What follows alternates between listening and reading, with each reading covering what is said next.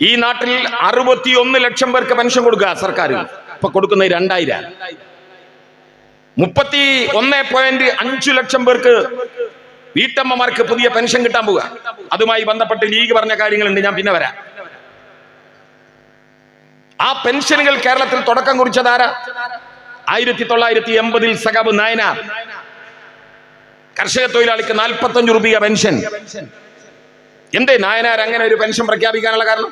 ആരാ നായനാർ? മൊറായ അടക്കമുള്ള വലിയ പോരാട്ടങ്ങളിലെ നായകൻ. ആ സമരങ്ങളിലെ സഖാക്കളെ പോലീസ് പിടിച്ചുകൊണ്ടുപോയി ചിലരെ തൂക്കിലേറ്റിയിട്ടുണ്ട്, ചിലർക്ക് കൊടിയ മർദ്ദനമേറ്റിട്ടുണ്ട്, ദീർഘകാല ജയിൽവാസം അനുഭവിക്കേണ്ടി വന്നിട്ടുണ്ട്. നായനാരെ പിടികൂടിയാൽ തൂക്കിക്കൊല്ലുമെന്ന് ഉറപ്പ്. പാർട്ടി സഖാബിനോട് പറഞ്ഞു ഒളിവിപ്പോണം. സഖാബ് ഒളിവിപ്പോയി. എവിടെയാ താമസിച്ചത്? കർഷക തൊഴിലാളിന്റെ വീട്ടിൽ. ആ കർഷക തൊഴിലാളി കഞ്ഞി ഉണ്ടാക്കി, കഞ്ഞിയിൽ നിന്ന് വെറ്റൂറ്റിയെടുത്ത് അത് ചോറാക്കി നായനാർക്ക് കൊടുത്ത്, കഞ്ഞിവെള്ളം കുടിച്ച് മുണ്ട് മുറുക്കിയെടുത്ത് നായനാരെ സംരക്ഷിച്ച കർഷക തൊഴിലാളി.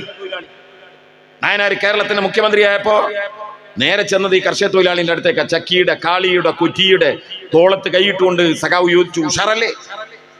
ആത്മാഭിമാനം തെല്ലും കൂടാതെ അവർ പറഞ്ഞു, കുഴപ്പമില്ല സഖാവ്, ഉഷാറാ, പക്ഷെ പഴയതുപോലെ അധ്വാനിക്കാൻ കഴിയുന്നില്ല, പ്രായമേറെയായി. എന്നെ കേൾക്കുന്ന പ്രിയപ്പെട്ടവരെ, ഇവിടെ സർക്കാർ ജീവനക്കാർ ഇരിക്കുന്നുണ്ടാവും, ഗവൺമെന്റ് ജീവനക്കാർ ഇരിക്കുന്നുണ്ടാവും, സർവീസിൽ നിന്ന് പിരിഞ്ഞവരുണ്ടാവും, സ്വകാര്യ കമ്പനികളിൽ നിന്ന് പിരിഞ്ഞവരുണ്ടാവും. പിരിയുന്നതിനൊരു പ്രായപരിധിയുണ്ട്. ചിലത് 60, ചിലത് 58. ജോലി ചെയ്ത കാലത്തെ ശമ്പളം കിട്ടിയില്ലെങ്കിലും അതിന്റെ ഒരു നിശ്ചിത ശതമാനം അവർക്ക് പെൻഷൻ ലഭിക്കുന്നുണ്ട്. എന്നാൽ മണ്ണിൽ അധ്വാനിച്ച് കനകം വിളയിച്ച് നമുക്ക് ഭക്ഷിക്കാനുള്ളത് ഉണ്ടാക്കി തരുന്ന കർഷക തൊഴിലാളി ഒരു പ്രായപരിധിയില്ല.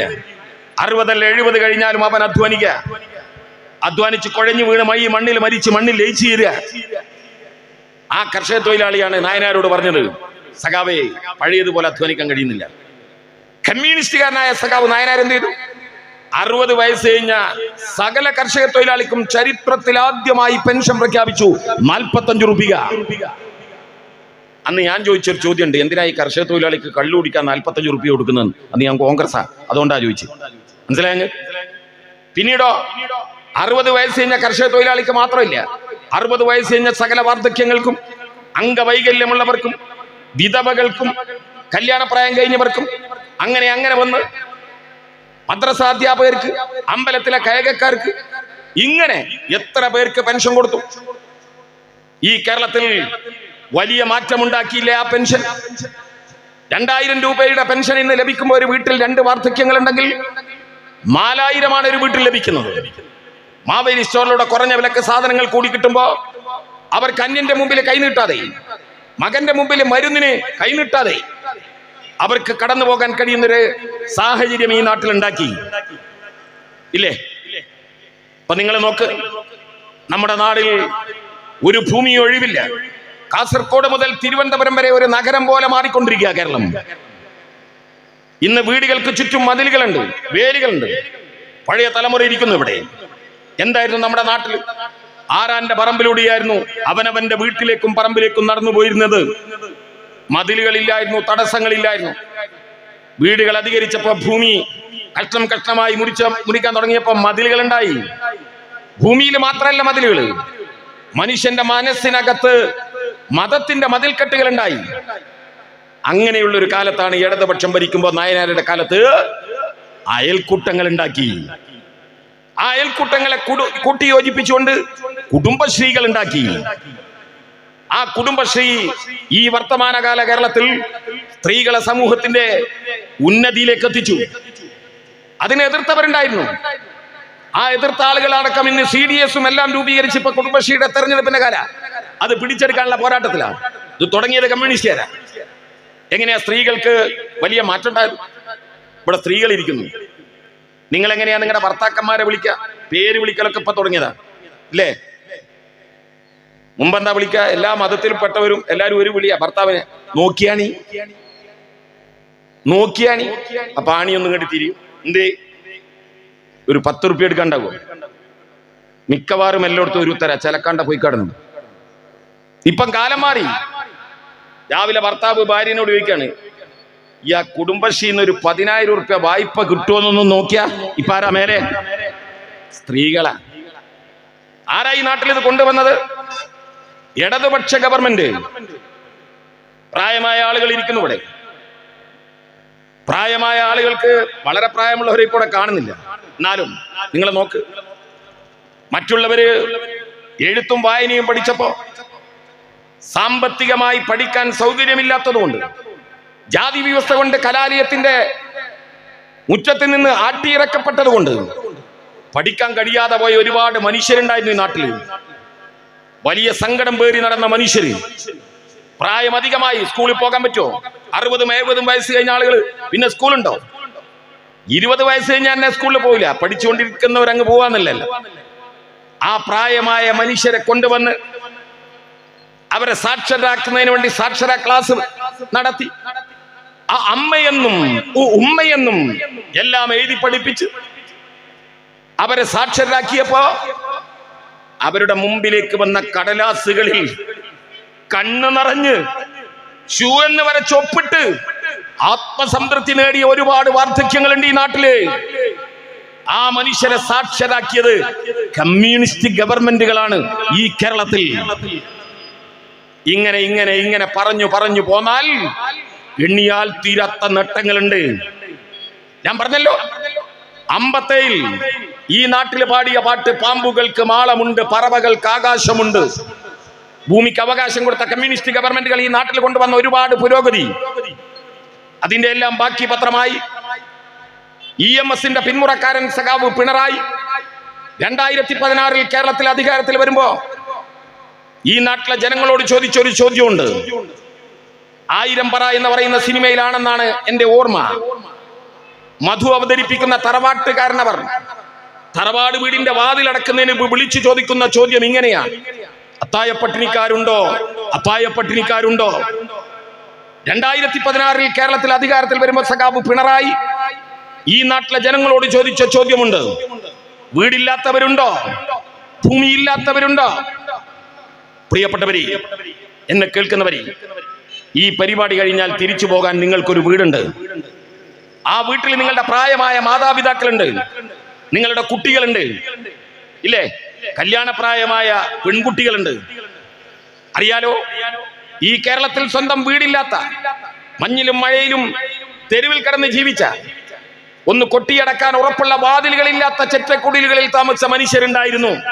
അവരോടാ ചോദിച്ചത്, വീടില്ലാത്തവരുണ്ടോ? അവരിൽ പറഞ്ഞു പലരും, ഞങ്ങൾക്ക് വീടില്ല.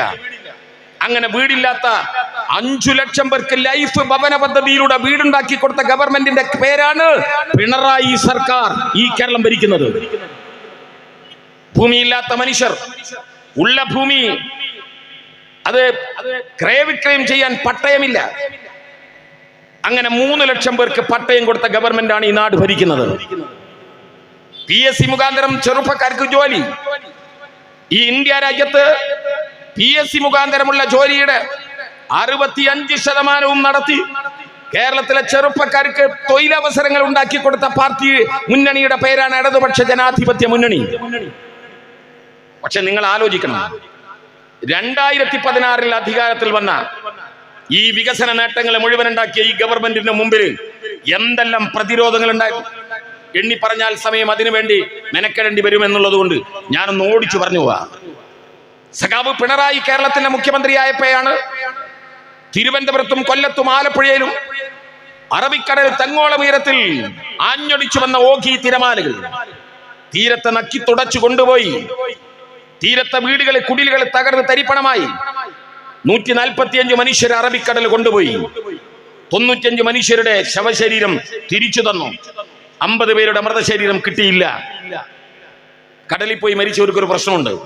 അവർ മരിച്ചെന്ന് തീരുമാനിക്കണമെങ്കിൽ 1 കൊല്ലമെങ്കിലും കാത്തിരിക്കണം. എന്താ കാരണം? ഉൾക്കടലിലൂടെ പോയ കപ്പലിൽ കയറി രക്ഷപ്പെട്ടേക്കാം. അവർ സഞ്ചരിച്ച ബോട്ട് മറ്റേതെങ്കിലും തീരത്തണഞ്ഞേക്കാം. പക്ഷെ 1 മാസം കൊണ്ട് ഈ ഗവൺമെന്റ് നിയമം തിരുത്തി 1 മാസം കൊണ്ട് അവരും മരിച്ചതായി പ്രഖ്യാപിച്ചു. മരിച്ച ഓരോ കുടുംബത്തിനും 25 ലക്ഷം വെച്ച് നഷ്ടപരിഹാരം കൊടുത്തു. ആ നഷ്ടപ്പെട്ടു പോയ വീടുകൾക്ക് പകരം അവർക്ക് സ്വപ്നം കാണാൻ കഴിയാത്ത എല്ലാ സൗകര്യങ്ങളുമുള്ള ഫ്ലാറ്റുകൾ ഉണ്ടാക്കി അവരെ അങ്ങോട്ട് മാറ്റി. മരിച്ചുപോയ മത്സ്യത്തൊഴിലാളികളുടെ മക്കളുണ്ട്. കോളേജിൽ പഠിച്ചുകൊണ്ടിരിക്കുന്നവർ, സ്കൂളിൽ പഠിച്ചുകൊണ്ടിരിക്കുന്നവർ, നേഴ്സറിയിൽ പഠിച്ചുകൊണ്ടിരിക്കുന്നവർ. അവർ മാത്രമല്ല, ഈ മത്സ്യത്തൊഴിലാളിയുടെ അവളുടെ ഭാര്യയുടെ ഗർഭപാത്രത്തിൽ വളർന്നുകൊണ്ടിരിക്കുന്ന കുഞ്ഞുങ്ങളുണ്ട്. അവരോടടക്കം ഈ ഗവൺമെന്റ് പറഞ്ഞ എന്താണ്?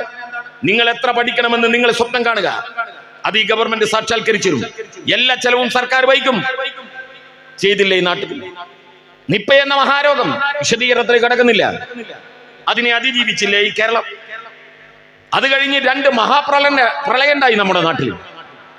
ഞാനിങ്ങനെ ഓർക്കാറുണ്ട്. എന്നോടൊക്കെ പഴയ തലമുറയിൽ ആളുകൾ പറയും 99 വെള്ളമാണ് വലിയ വെള്ളം. 1999 ഞാൻ ജീവിച്ചിരിപ്പുണ്ട്. ഞാനിങ്ങനെ ആലോചിച്ചു, അന്ന് ഞാൻ വെള്ളം കണ്ടില്ലല്ലോ. പക്ഷെ അവരുദ്ദേശിച്ച വെള്ളം മലയാള മാസം 99. ആ മലയാള മാസം 99 ശേഷം ഈ കേരളം കണ്ട ഏറ്റവും വലിയ പ്രളയമാണ് 2018 2019 ഉണ്ടായിട്ടുള്ളത്. ഞാൻ വരുന്നത് കോഴിക്കോട് ജില്ലയിലെ കൊടിയത്തൂർ എന്ന ഗ്രാമത്തിൽ നിന്നാണ്. എന്റെ ഗ്രാമത്തിന് അരഞ്ഞാണമിട്ടൊഴുകുന്ന നദിയുടെ പേര് ഇരുവഴിഞ്ഞിപ്പുഴയാണ്. ഞാൻ താമസിക്കുന്ന വീടിന് 75 വർഷത്തെ പഴക്കമുണ്ട്.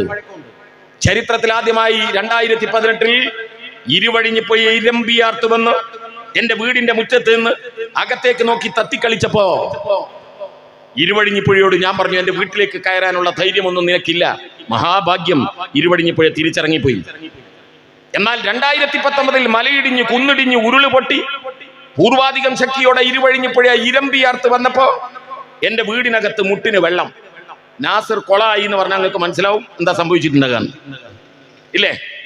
അന്ന് ഇരുവഴിഞ്ഞും ചാലിയാറും പെരിയാറും പമ്പയാറും എല്ലാം കരകവിഞ്ഞ് പല വീടുകളുടെയും മുറ്റത്ത് വന്ന് അകത്തേക്ക് നോക്കി തത്തിക്കളിച്ച് തിരിച്ചിറങ്ങാൻ നേരത്ത് വീട്ടുകാർ പുഴകളോടും നദിയോടും ആറിനോടും പറഞ്ഞ എന്താ അറിയോ? ഒന്ന് കേറി പോണേൻ. അതിഥിയെ വിളിക്കുന്ന ആര് വിളിക്കുക? ഇവിടെ പുഴയില്ലല്ലോ, ഇവിടെ തൊട്ടടുത്ത് ഇല്ല. അതുകൊണ്ടാണ് നിങ്ങൾക്ക് മനസ്സിലാവാത്തത്. എന്തിനായി വിളിച്ച് കയറ്റുന്നറിയോ നിങ്ങൾക്ക്? വീട്ടിനകത്ത് വെള്ളം കയറിയ 10,000, വീട് തകർന്നു പോയാൽ 4 ലക്ഷം, പാതി തകർന്നാൽ 3 ലക്ഷം, 2 ലക്ഷം. എത്ര പേർക്ക് ഈ നാട്ടിൽ കിട്ടി? നമ്മളൊന്ന് ആലോചിച്ച് ഇതിനു മുമ്പ് കിട്ടിയിട്ടുണ്ടോ? ഇല്ല. 2 മഹാപ്രളയം. ഞാനിപ്പോഴും ആലോചിക്കാം. കുറച്ച് സ്ത്രീകൾ ഇവിടെ ഉണ്ട്, കുറച്ച് ആളുകൾ സമയം വൈകിക്കൊണ്ട് പോയി. ഇപ്പൊ സമയം 7 മണി കഴിഞ്ഞു. മുമ്പ് 7 മണി കഴിഞ്ഞാൽ പൊതുയോഗങ്ങൾക്ക് സ്ത്രീകളെ കിട്ടുമോ? കിട്ടൂല. 7 മണി കഴിഞ്ഞാൽ കമ്മിറ്റിക്ക് വിളിച്ചാൽ സ്ത്രീകൾ വരുമോ? വരൂല. എന്താ വരാത്തെന്ന് അറിയാൻ വേണ്ടി വീട്ടിൽ പോയിട്ട് നിങ്ങൾ വാതിലൊന്ന് ബെല്ലടിച്ചു നോക്ക്, ഒന്ന് മുട്ടി വിളിച്ചു നോക്ക്. വീട്ടമ്മ ഒന്ന് വാതിൽ ഓർന്നിട്ട് ഒറ്റ ഓട്ട അകത്തേക്ക്. എന്താ ഓടുന്നത്? പുറത്ത് വന്നവനെ ഭയപ്പെട്ടിട്ടാ? അല്ല, അകത്ത് പേടിപ്പെടുത്തുന്ന ഒരു സംഭവം നടക്കുന്നുണ്ട്. എന്താ സംഭവം? രാജഗോപാലൻ റെയിൽ പാളത്തിലേക്ക് കയറി മലബാർ എക്സ്പ്രസ് കുതിച്ചു വരുന്നു. അന്നത്തെ സീരിയൽ കഴിഞ്ഞ് ഉറക്കം കിട്ടുമോ? റെയിൽ പാളത്തിലാ രാജഗോപാലൻ. മലബാർ എക്സ്പ്രസ് ഇങ്ങനെ വരിക. പിറ്റേന്ന് 7 മണിക്ക് പോയാലോ മലബാർ എക്സ്പ്രസ് ഇങ്ങോട്ടും രാജഗോപാലൻ അങ്ങോട്ടും പോയില്ലോ, ഒരു കുഴപ്പമില്ല.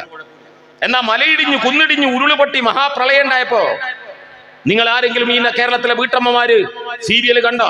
സിനിമ കണ്ടോ? ഇല്ല.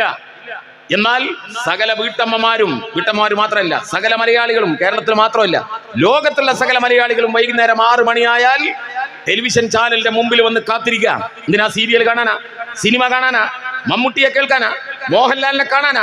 അല്ല, ഒറ്റ മനുഷ്യനെ കാണാൻ, ഒറ്റ മനുഷ്യനെ കേൾക്കാൻ. ആരാണ് അയാൾ?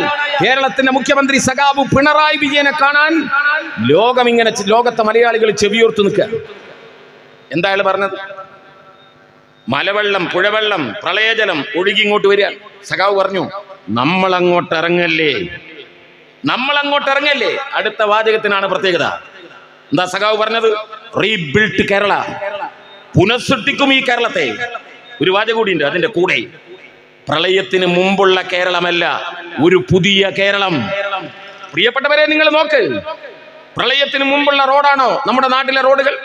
തകർന്ന റോഡുകൾ, പാലങ്ങൾ, കെട്ടിടങ്ങൾ, സ്കൂളുകൾ, ആശുപത്രികൾ. ആ പ്രളയകാലത്ത് തകർന്ന റോഡാണോ ഇപ്പൊ നമ്മുടെ റോഡിൽ ഉള്ളത്? പുനർനിർമ്മിച്ചത് പഴയ റോഡുകളല്ല, അത്യാധുനിക സൗകര്യമുള്ള റോഡുകൾ. തകർന്നു പോയ സ്കൂൾ കെട്ടിടങ്ങൾക്ക് പകരം, ഓടിട്ട സ്കൂൾ കെട്ടിടങ്ങൾക്ക് പകരം, അല്ലെങ്കിൽ ഏത് കെട്ടിടമാകട്ടെ, ആ കെട്ടിടങ്ങൾക്ക് പകരം പഞ്ചനക്ഷത്ര ഹോട്ടലാണെന്ന് തോന്നിപ്പിക്കുന്ന കെട്ടിട സൗകര്യങ്ങളോടുകൂടി, അത്യാധുനിക സംവിധാനങ്ങളോടുകൂടിയുള്ള സ്കൂളുകൾ. ഞാൻ പറഞ്ഞു വന്ന കാര്യം, തകർന്നു പോയതിനെല്ലാം പകരമുണ്ടാക്കിയത് പുതിയതുകളാണ്. തകർന്നു പോയ സ്കൂളുകൾക്ക് പകരം പഞ്ചനക്ഷത്ര ഹോട്ടലുകൾ എന്ന് തോന്നിപ്പിക്കുന്ന രൂപത്തിലുള്ള അത്യാധുനിക കെട്ടിടങ്ങളോടുകൂടി, അത്യാധുനിക സംവിധാനങ്ങളോടുകൂടിയുള്ള സ്കൂൾ കെട്ടിടങ്ങൾ. എന്തായിരുന്നു നമ്മുടെ നാട്ടിലെ പ്രാഥമിക ആരോഗ്യ കേന്ദ്രങ്ങൾ? ഒരു ഡോക്ടർ, ഒരു നേഴ്സ്, ഉച്ചക്ക് 1 മണിക്ക് അടച്ചുപോയിരുന്ന പ്രാഥമിക ആരോഗ്യ കേന്ദ്രങ്ങളെ 3 ഡോക്ടർമാർ, നഴ്സുമാർ, ആവശ്യത്തിന് മരുന്ന്, വൈകുന്നേരം 5 മണി വരെ പ്രവർത്തിപ്പിക്കുന്ന കുടുംബാരോഗ്യ കേന്ദ്രങ്ങളാക്കി മാറ്റി. ഇല്ലേ? ഇങ്ങനെ എണ്ണിയാൽ തീരാത്ത നേട്ടങ്ങൾ. കഴിഞ്ഞോ? ഈ ലോകമാകെ വിറച്ച മറുമരുന്നില്ലാത്ത മഹാമാരി ഉണ്ടായി ഈ കേരളത്തിൽ. ലോകത്തോടൊപ്പം കോവിഡ്. ആ കോവിഡ് വന്നപ്പോ ലോകമാകെ വിറച്ചു നിന്നപ്പോ ഈ കേരളം ലോകത്തിനു മുമ്പിൽ തലയുയർത്തി നിന്നു. എന്നെ കേൾക്കുന്നവർ മറന്നോ എന്ന് എനിക്ക് അറിഞ്ഞൂടാ. അന്ന് കേരളത്തിൽ കാഴ്ച കാണാനെത്തിയ ടൂറിസ്റ്റ് വിശക്കെത്തിയ ഒരു അമേരിക്കക്കാരുണ്ട്. കോവിഡ് മൂർധന്യത്തിലേക്ക് വരുമ്പോ കേരളത്തിന്റെ ഹൈക്കോടതിയിലേക്ക് അദ്ദേഹം ഒരു ഹർജി കൊടുത്തു. എന്താണ് ഹർജി? എന്റെ വിസയുടെ കാലാവധി തീരാൻ പോവാണ്. ആ വിസയുടെ കാലാവധി ഒന്ന് നീട്ടിത്തരണം. എന്തിനാ നീട്ടിത്തരുന്നത്? എന്റെ നാടിൽ അമേരിക്കയിൽ, ലോക പോലീസ് എന്ന് പറയുന്ന അമേരിക്കയിൽ, ആ അമേരിക്കയിൽ മനുഷ്യർ തെരുവിൽ മരിച്ചു വീഴുകയാണ്. ഇന്ന് ലോകത്ത് സുരക്ഷിതമായ ഇടമുണ്ടെങ്കിൽ അത് കേരളമാണെന്ന് ഞാൻ കരുതുന്നു. അതുകൊണ്ട് എന്റെ വിസയുടെ കാലാവധി നീട്ടിത്തരണം എന്ന് കേരളത്തിന്റെ ഹൈക്കോടതിയിൽ ഒരു അമേരിക്കൻ പൗരനാണ് അപേക്ഷ കൊടുത്തത്. ഞാനിങ്ങനെ ആലോചിച്ചു, 1957 ജനങ്ങൾ തെരഞ്ഞെടുത്ത ഗവൺമെന്റിനെ അട്ടിമറിക്കാൻ ഇന്നത്തെ പോലെ കേരളത്തിലെ സകല വർഗീയവാദികളും ജാതി മതങ്ങളും ഒരുമിച്ചുകൂടി തമ്പ്രാനെന്ന് വിളിപ്പിക്കും, പാളയിൽ കഞ്ഞി കുടിപ്പിക്കും എന്ന് പറഞ്ഞ് വിമോചന സമരം നടത്തിയപ്പോ 1957 EMS ഗവൺമെന്റിനെ പിരിച്ചുവിടുമ്പോ ആ വിമോചന സമരത്തിന് പണവും മറ്റെല്ലാ കാര്യവും കൊടുത്തിരുന്നത് അമേരിക്കയിലെ CIA എന്ന് പറയുന്ന ചാരസംഘടനയാണ്. ആ അമേരിക്കയിലെ CIA ആസ്ഥാനമായ അമേരിക്കയിലുള്ള ഒരു പൗരൻ EMSന്റെ പിന്മുറക്കാരൻ ഭരിക്കുന്ന കേരളത്തിലെ പിണറായി വിജയന്റെ ഗവൺമെന്റ് ഭരിക്കുന്ന നാട്ടിൽ എനിക്ക് ജീവിക്കാൻ കഴിയണമെന്ന് അപേക്ഷ കൊടുത്തു ഹൈക്കോടതിയിൽ. കാലം ഒന്നിനും കണക്ക് തീർക്കാതെ പോയിട്ടില്ല. ഇല്ലേ? എന്തേ അങ്ങനെ ഈ നാട്ടിൽ? നിങ്ങൾ ആലോചിച്ചു എന്തേ അമേരിക്കയിലെ ആള് പറയാനുള്ള കാരണം? അമേരിക്കയിലെ ആശുപത്രികൾ നിറഞ്ഞു കവിഞ്ഞു. അവരൊരു തീരുമാനമെടുത്തു. എന്താ തീരുമാനം?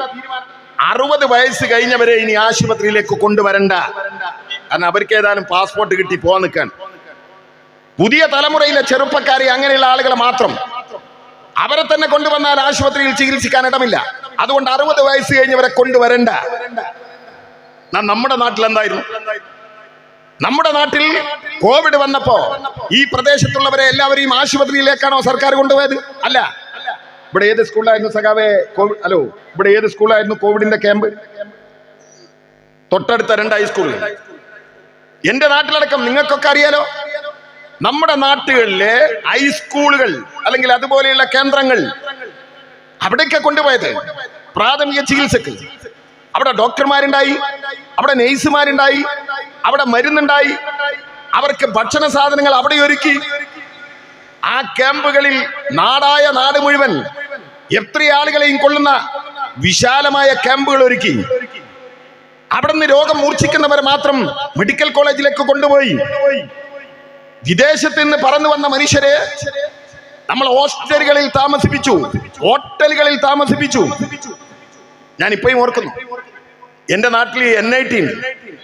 ആ NITയിലെ വിദേശികൾ താമസിക്കുന്ന പ്രത്യേക സംവിധാനമുള്ള ഹോസ്റ്റൽ മുറിയിലുണ്ട്. ആ ഹോസ്റ്റൽ മുറിയിൽ താമസിച്ച ഒരു KMCC-കാരൻ വിദേശത്തു നിന്ന് വന്നിട്ട് ഫേസ്ബുക്കിൽ അവനിട്ട പോസ്റ്റ് ഈ അടുത്ത കാലത്ത് വരെ എന്റെ കയ്യിലുണ്ടായിരുന്നു. അവന്റെ പരാതി എന്താ അറിയോ? അവന്റെ മുറിയിൽ കൂറ. ജീവിതത്തിൽ ഇന്നേരം അവൻ കൂറനെ കണ്ടിട്ടില്ല.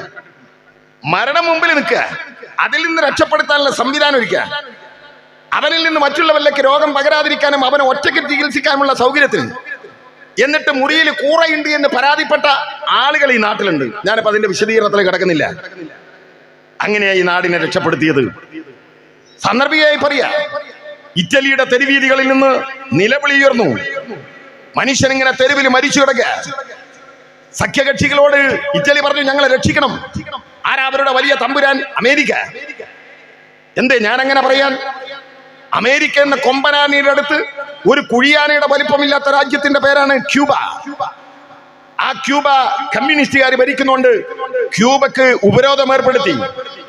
അവിടുത്തെ മനുഷ്യർക്ക് ഭക്ഷണം കൊണ്ടുപോയ കപ്പലുകൾ, അവിടുത്തെ മനുഷ്യർക്ക് മരുന്ന് കൊണ്ടുപോയ കപ്പലുകൾ അമേരിക്കയും സഖ്യകക്ഷികളും യുദ്ധക്കപ്പൽ അണിനിരത്തി തടഞ്ഞു.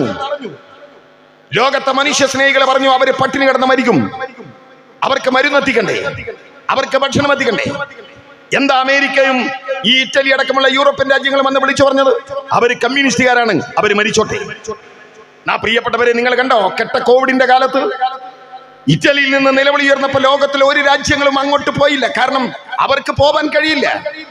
എന്നാൽ ഇറ്റലിയിലേക്ക് ആദ്യത്തെ വിമാനം പറന്നത് ക്യൂബയുടെ തലസ്ഥാനമായ ഹവാനയിൽ നിന്ന് 135 ഡോക്ടർമാരുമായി. അതാണ് കമ്മ്യൂണിസ്റ്റുകാരന്റെ മാനവികത എന്ന് പറയുന്നത്. സ്വയം പര്യാപ്തരായി ഹവാന മെഡിക്കൽ കോളേജ് അടക്കം നടത്തി. വിശദീകരണത്തിലേക്ക് ഞാൻ കിടക്കുന്നില്ല. ഇല്ലേ, ഞാൻ ചോദിക്കട്ടെ, ഇവിടെ ഇപ്പോ സർക്കാർ ജീവനക്കാരുണ്ട്, പൊതുമേഖലയിൽ പ്രവർത്തിക്കുന്നവരുണ്ട്, ഓട്ടോറിക്ഷ തൊഴിലാളികളുണ്ട്, ടിപ്പർ ലോറി ഓടിക്കുന്നവരുണ്ട്, മണ്ണിൽ അധ്വാനിക്കുന്ന കർഷക തൊഴിലാളിയുണ്ട്. കോവിഡ് എന്ന മഹാമാരി വന്നപ്പോ ആരെങ്കിലും സർക്കാർ ഓഫീസിലേക്ക് പോയോ? ആരെങ്കിലും വാഹനം ഓടിച്ചോ? ടിപ്പർ ഓടിച്ചോ? പോട്ടെ, പറമ്പിൽ കൈക്കോട്ട് പണിക്ക് പോയോ? ആരെങ്കിലും പോയില്ല. അന്നന്ന് അധ്വാനിച്ച് അടുക്കള പുകയിക്കുന്ന ഒരുപാട് കുടുംബങ്ങളുണ്ട് ഈ കേരളത്തിൽ. അവർക്ക് ആർക്കും ജോലിക്ക് പോകാൻ കഴിയാതിരുന്നപ്പോ ഈ കേരളത്തിൽ ആരെങ്കിലും പട്ടിണി കിടന്ന് മരിച്ചോ? ഇല്ല. മഹാപ്രളയം ഉണ്ടായി നാട്ടില്. മനുഷ്യർക്ക് പുറത്തിറങ്ങാൻ കഴിയാത്ത മഹാപ്രളയം. അന്ന് പുറത്തിറങ്ങാൻ കഴിയാതെ, അധ്വാനിക്കാൻ കഴിയാതെ, ജോലിക്ക് പോകാൻ കഴിയാതെ ഈ കേരളത്തിൽ ആരെങ്കിലും പട്ടിണി കിടന്ന് മരിച്ചോ? മരിച്ചില്ല. എന്താ കാരണം? എന്താ സഖാബേ കാരണം? എന്താ കാരണം? ഇതന്നെ നമ്മൾ തോറ്റത്. എന്താ കാരണം? കിറ്റ് എന്താ നിങ്ങൾക്ക് പറയാൻ എത്ര മടി? ഉറക്കെ പറയണ്ടേ? നിങ്ങളുടെ എല്ലാവരുടെയും മനസ്സിൽ വേണ്ടേ? ഈ നാട്ടില് പുറത്തിറങ്ങാൻ കഴിയാത്ത കാലത്ത് കിറ്റ് കൊടുത്തു. പ്രളയകാലത്ത് മാത്രമല്ല, കോവിഡ് കാലത്ത് മനുഷ്യർക്ക് മാത്രമല്ല, അമ്പലത്തിലെ കൊരങ്ങനും ആനക്കും ഭക്ഷണം കൊടുത്ത ലോകത്തിലെ ഒരേ ഒരു ഗവൺമെന്റിന്റെ പേരാണ് ഇടതുപക്ഷ ജനാധിപത്യ മുന്നണി ഗവൺമെന്റ്. ഇല്ലേ? ആ കിറ്റിൽ എത്ര ഐറ്റം ഉണ്ട് ഇനി ഓർമ്മയുണ്ട്? കിറ്റ് തന്നെ ഓർമ്മല്ല, പിന്നെ ഐറ്റം 14 ഐറ്റം. എന്താ 14ാമത്തെ ഐറ്റം? പ്രളയകാലത്തുള്ളതിൽ തീപ്പെട്ടി. 13 എന്താണ്? മെഴുകുതിരി. എന്തിനാ മെഴുകുതിരിയും തീപ്പെട്ടിയും? മധ്യ കേരളത്തിലെ 4000-ൽ പരം ട്രാൻസ്ഫോമറുകൾ കത്തിപ്പോയി, കറണ്ടില്ല. നമ്മുടെ നാട്ടിൽ വെള്ളം കയറിയ വീട്ടിൽ സ്വിച്ചിട്ട് അടിച്ചു പോവും. ഒരു ഗവൺമെന്റിന്റെ കരുതലൊക്കെ. തീപ്പെട്ടി കരുതുക, മെഴുകുതിരി കത്തിക്കുക, വീട്ടിൽ കയറുക. പ്രളയജലമൊക്കെ ഇറങ്ങി 2 മാസം കഴിഞ്ഞപ്പോ എന്റെ നാട്ടിൽ കൊടിയത്തൂര് മുസ്ലിം ലീഗിന്റെ വമ്പിച്ച പൊതുയോഗം, ലീഗിന്റെ ജില്ലാ നേതാവ് എന്നിട്ട് പ്രസംഗിച്ചാൻ തരുമോ? എനിക്ക് കിട്ടിയ കിറ്റിൽ തീപ്പെട്ടിയില്ല, ബാക്കിയൊക്കെ ഉണ്ട്. അരിയുണ്ട്, കൊത്തമ്പാലുണ്ട്, മല്ലിയുണ്ട്, മേത്തേക്കണ സോപ്പുണ്ട്, അലക്കണ സോപ്പുണ്ട്. ഓന് തീപ്പെട്ടി കിട്ടാത്ത പ്രശ്ന. ജീവിതത്തിൽ ഇന്ന് വരെ തീപ്പെട്ടി കൊടുത്തു നോക്കാത്ത മനുഷ്യർ. ഞാൻ ചുരുക്കിയ ആ ഭാഗം ഞാൻ ചുരുക്കുക. അങ്ങനെ മഹാപ്രളയത്തെ, ഓഗിയെ, നിപ്പയെ എല്ലാം അതിജീവിച്ച് ഒരു ഗവൺമെന്റ് ഈ നാട്ടിലുണ്ടാക്കിയ നേട്ടങ്ങളുടെ വളരെ ചെറിയ കാര്യങ്ങൾ മാത്രമേ ഞാൻ ഇവിടെ പറഞ്ഞിട്ടുള്ളൂ. ബാക്കി ഒരുപാട് കാര്യങ്ങൾ സ്വരാജ് പറഞ്ഞുപോയി. പവർ കട്ടില്ലാത്ത കേരളത്തെ കുറിച്ച് അദ്ദേഹം ഇവിടെ പറഞ്ഞുപോയി. അഴിമതിയിൽ മുങ്ങിക്കുളിച്ചിരുന്ന ഒരു രാജ്യത്തെ അഴിമതിയില്ലാത്ത നാടാക്കി മാറ്റിയതിനെ കുറിച്ച് അദ്ദേഹം പറഞ്ഞുപോയി. ഞാൻ പറഞ്ഞു വന്നത്, നമ്മൾ ഈ രാജ്യത്ത് തെരഞ്ഞെടുപ്പ് കാലത്ത് വികസനത്തെ കുറിച്ച് മാത്രം സംസാരിച്ചു പോയ കാലം അല്ലേ? എന്നാൽ ഈ തെരഞ്ഞെടുപ്പിൽ നമ്മൾ എങ്ങനെയാ തോറ്റത്? സ്വരാജ് പറഞ്ഞു ചില കാര്യങ്ങൾ.